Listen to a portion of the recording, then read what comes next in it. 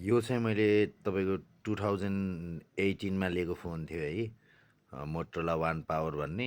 दुईचोटि screen फेरेँ अनि तेस्रोचोटि मलाई फेर्न वर्थ लागेन के फुट्यो भनेर। यसमा मैले यसलाई 6-7 महिना पहिला चार्ज गरेको होला, यसमा अझै पनि 36% छ है। अनि माथि हेरेको त मोर देन 2 डेज रिमेनिङ छ कि। अनि यो फोन मैले बल्ल तपाईँको याद गरेँ कि है, अहिलेसम्म तपाईँको मैले युज गरेको सबै फोनहरूमा चाहिँ सबसे बेस्ट ब्याट्री अप्टिमाइज फोन हो कि यो चाहिँ। कुनै पनि फोन मैले जति नि युज गरेँ, एलजी, सोनी, स्यामसङ है, यो एन्ड्रोइड वान हो कि। यहाँ सानो पहिला मेटिसकेँ है, मेटिनलाई है। यहाँ एन्ड्रोइड वान भनेपछि यसमा एक्स्ट्रा एपहरू केही पनि हुन्न, ब्लोटवेयर है।